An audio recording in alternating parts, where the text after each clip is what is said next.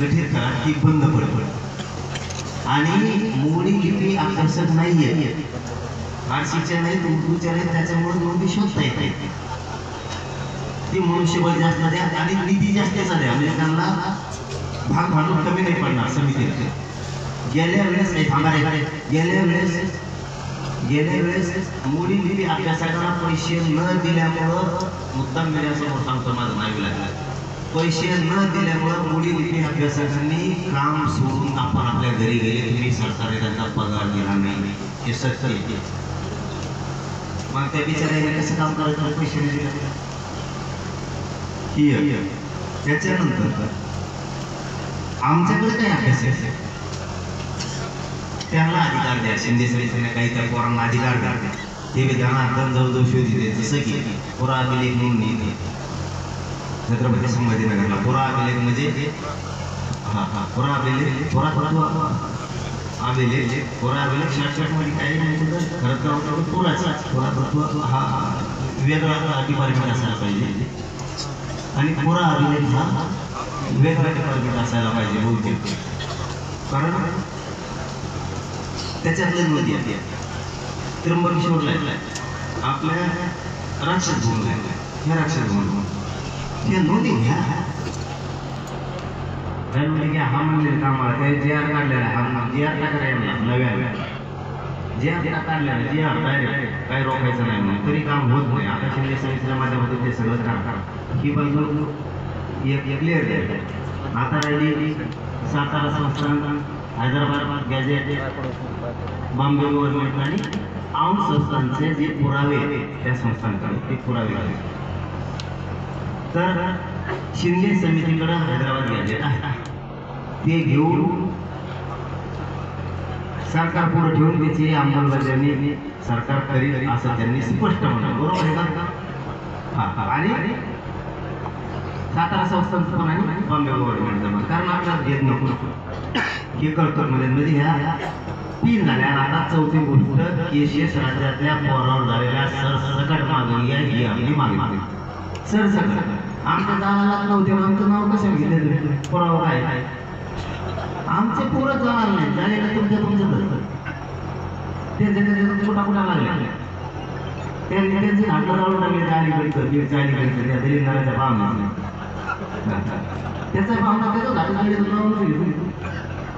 ते रिअल आम्ही आरोप करायचा म्हणून करत नाही आमच्यावर विनाकारण खोटे केसेस केलेले आहेत शासनाने त्या सगळ्या केसेस मागं घ्यावा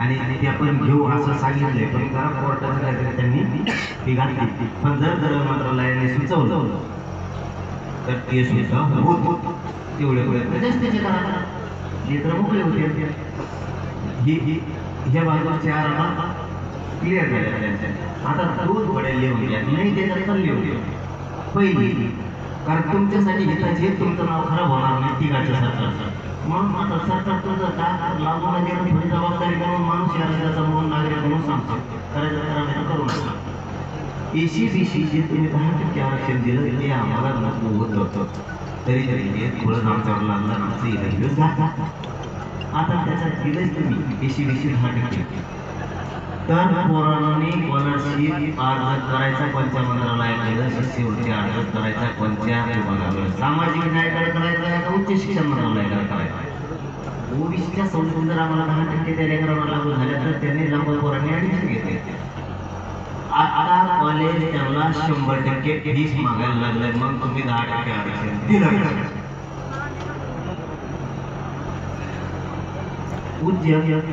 उच्च शिक्षण मंत्रालय उच्चकडे काय सामाजिक न्यायाकडे विचार करून बघा परंतु शक्यतो उच्च शिक्षण विभागाकडे विषय कारण ते क्लिअर होईल पोराच्या शिष्यवृत्तीचं स्कॉलरशिपचं साहेब परीक्षा आल्या आता मला वाटतं काहीतरी मार्च 100% फीस माहिती बऱ्याच मोठी लाखाची पैकी MBA आर्किटेक्टची इंजिनिअरिंगची BSMची कसं म्हणून दिलं आणि दिलं बुडी मतदान घेतलं निवडून आले आणि आता तसं मला 100% तुम्हाला टाकला आमची भावना समजून घ्या शब्द आमचे खेळायचे तुम्हाला ते लागते नाही तुम्ही 10% दिलं 100% वसूल करणार लेखी बळी रडायला लागला ना बापाकडे कोणत्या तोंडात पैसे मागायला बापाजवळ पैसे आहेत ऊस तोंडात गेले आलं नाही पट्टा पाडा नाही पट्टा पाडा नाही हे शब्द एक सरकारला कळायचं नाही काय नाही आवडली ते गुगलवर शोधी या आमच्या दार 3 महिने त्याच्याकडे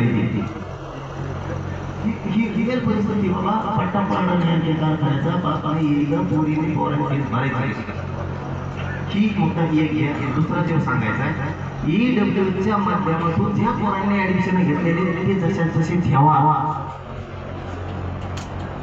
की उडू नका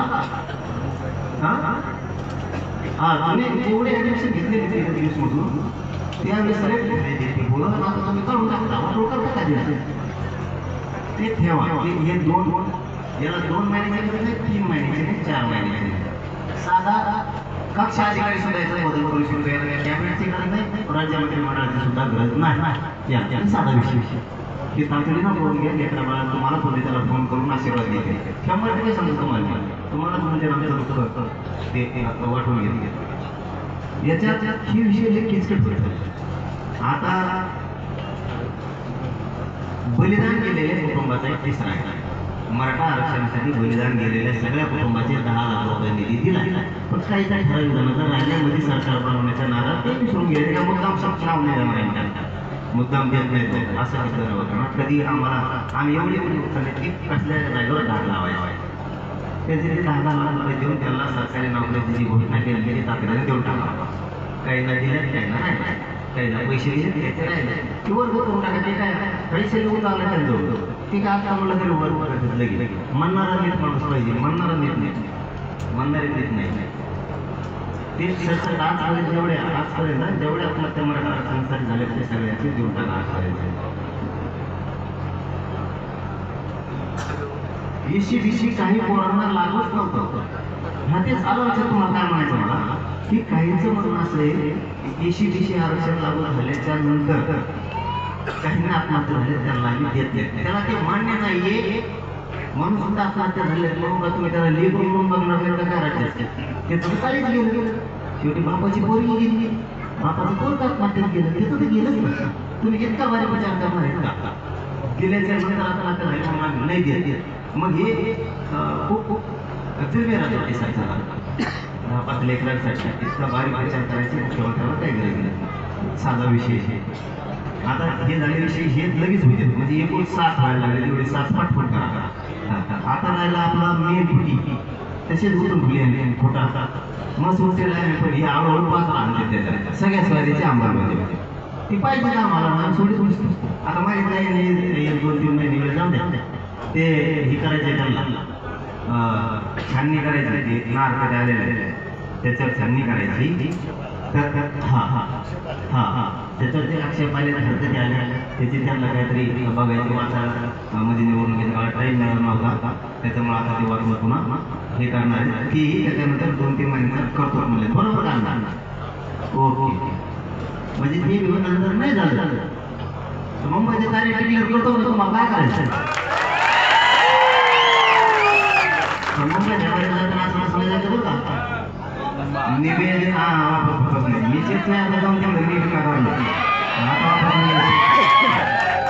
आता आपण एकदा गेलतो 2012च्या कायद्यात दुरुस्ती केल्याशिवाय मराठ्यांना ओबीसीतून आरक्षण घेता येत नाही कारण 2012चा 2001च्या कायद्यानं मजबूत केलेला 2012चा कायदा आहे म्हणून ओबीसीचं आरक्षण मजबूत झालेलं आहे 1967 2001 2000 आणि 2012 नुसार मग मराठ्यांना जर ओबीसीचं आरक्षण पाहिजे असलं तर तुम्हाला 2012चा कायदा दुरुस्ती करावीच लागत होती त्याशिवाय तुम्हाला मिळत नव्हतं कारण तुम्हाला ओबीसीच्या आरक्षणाचं वरचं नव्हतं पाहिजे तर ओबीसीच्या आत आलं पाहिजे होतं आणि तुम्हाला आत आलं पाहिजे असेल तर 2012चा कायदा दुरुस्त करावाच लागत होता म्हणून ती सगळ्या वेळेची अधिसूचना काढली ते राईट प्रत्येक लोक अंमलबजावणी नाही केल्यामुळे आपली फसवणूक झाली तर आता मोबाईल जाऊन अंमलबजावणी करून माघारी सगळ्या मागणीची फक्त जाताना आपल्याला आता पहिल्यासारखं निवेदन करावं लागेल सांगतो आपल्याला 100 पकड्या करावं लागते आणि एका ठिकाणी कमीत कमी आपल्याला 50,000 बोललं पाहिजे आपल्याला निवेदन स्ट्रॉंग करायला लागणार आहे कारण आपण जसं मुंबईत त्यावेळेस शिंदे साहेब मुख्यमंत्री त्यावेळेस गेलो होतो त्यावेळेस आपण थोडं आनंदात नेले आनंदात माघारी आणले पण आरक्षण घेऊनच आलं त्याला आरक्षणामध्ये सगळ्याच वेळेस अंमलबजावणी राज्य धरलेलं आहे म्हणजे ते साधा विषय नाहीये साधा विषय असतो. आता इतके विरोधक गेले नसते आपल्या बिगर मंत्रिपद मिळालेले सुद्धा काही काही त्याच्यात विरोध करत होते त्या नावाला. म्हणजे हे खरं आहे. सगळे सोयीचे अंमलबजावणी लहान विषय नाही. आपण जरा निवेदन करू, गडबड नको. आपल्याला जर पोलिसांनी मुंबईत जाताना हल्लं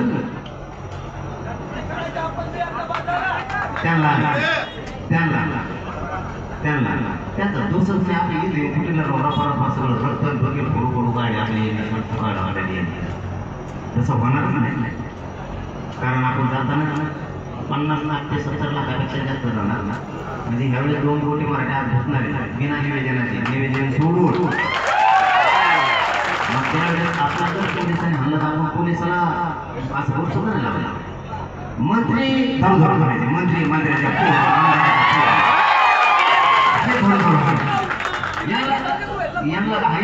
पोलिसांना आपला अंगावर पोलिसांना राम राम आणि यांना धरायचं सांगायचं, यांना सोडायचं. आज जर त्यांनी आपल्याला आपली मुंबई म्हणून आपल्याला जगू दिला ही धमकी नाही. आपण जसं करतो तसं करत असतो बोललो. आमची मुंबई आम्हाला येऊन दे, बसू दे, खाऊ दे, पिऊ दे, बघून दे ना. कंपन्या बघून दे, रेल्वे बघून दे, इमान कसं होतं ते बघून दे, मंत्री कोणत्या गाडीला जॉब करतो ते बघून दे, कसा आग होतो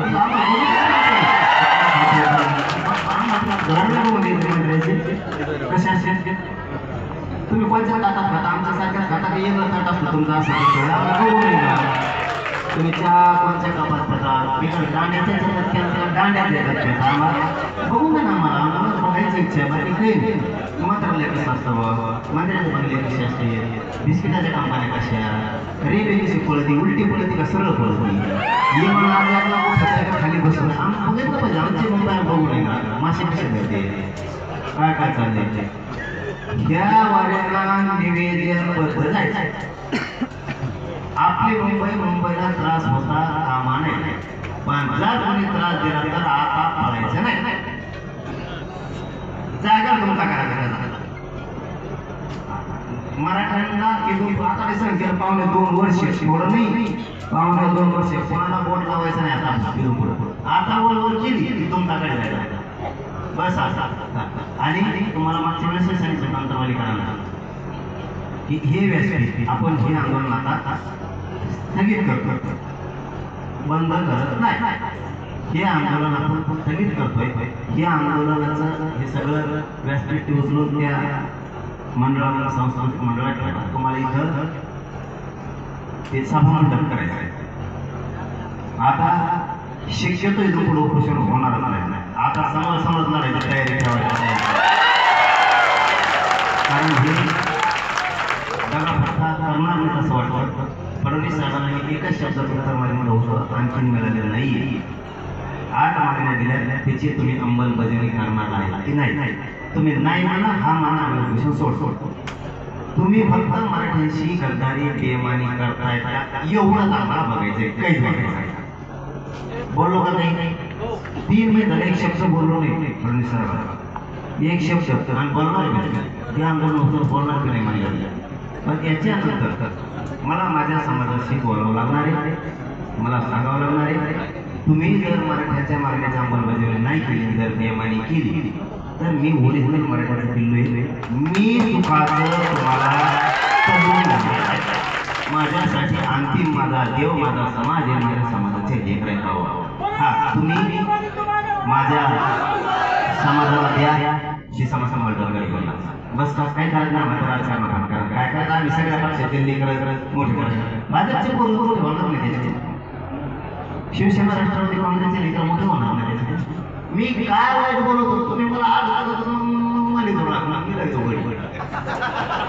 मी काय मी काय पागल आहे. मला काय आपल्या समाजाची काय मोठ्याने प्रतिष्ठित घराणे आहेत आपल्या, त्यांची इज्जत नाही मला वाटत नाही ते मोठे व्हावं. पण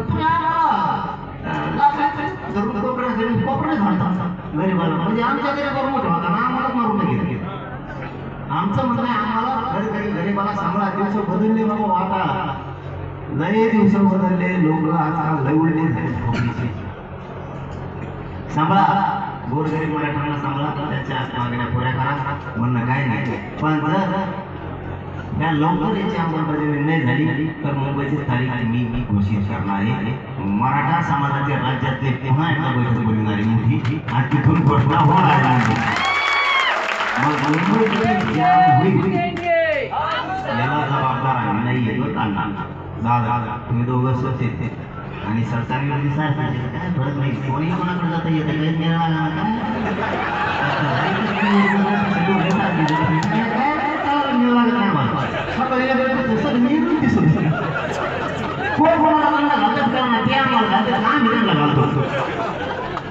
त्यामुळे तुम्ही सगळे काळजी घ्या. जे बोललो ते मी करत असतो कारण मी समाजाशी प्रामाणिक आहे. समाजाच्या पायावर माझा जीव दिलेला आहे, मरण ठेवलेलं आहे. त्यामुळे बोललो तसं करत असतो. मुंबई जाम होऊ शकते आणि ह्यावेळेस मराठी माघारी येऊ शकत नाही. एकच काळजी घ्या, माझे पोरं मुंबईला पोरासारखं सांभाळतील. एकालाही काळी सुद्धा लागता कामा नाही, नाक सुद्धा लागता कामा नाही. एवढी फक्त काळजी घ्या. हा ते बसतील खातील येतील तिथं रांगा राहायला घरं नाही तिथं. आता राहा ते एक पण याच ऐकलंय प्रॉब्लेम एवढा एक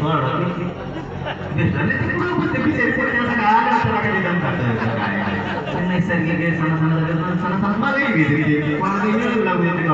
लय जणांना शेत मिळणारे नाही 15-15 दिवस बरं. त्यामुळे बरी काळजी घेतली तर बरी बरी. फक्त आम्हाला न लागू आमच्या लेकरांना आमची एवढी इच्छा आहे.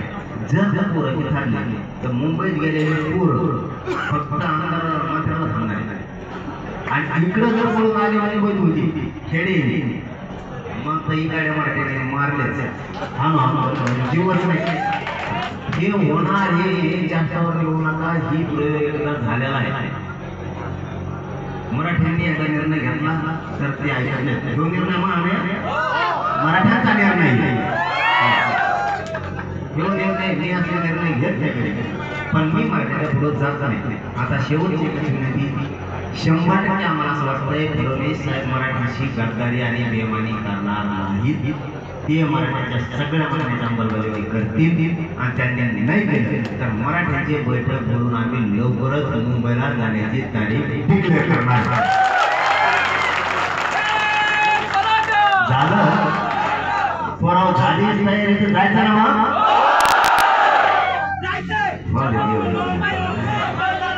चला आपण हे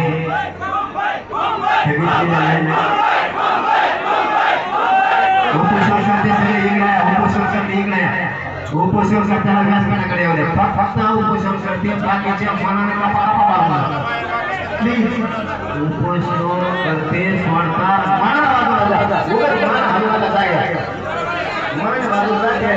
काळजी घ्या.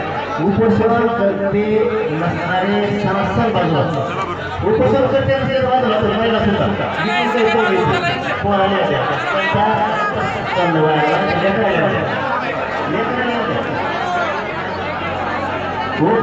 खाली खाली सगळे खाली उभा राहिले. व्यासपीठाच्या समोर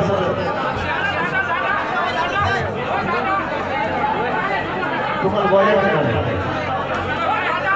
समोर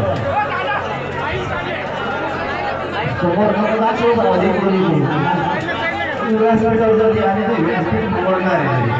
व्यासपीठ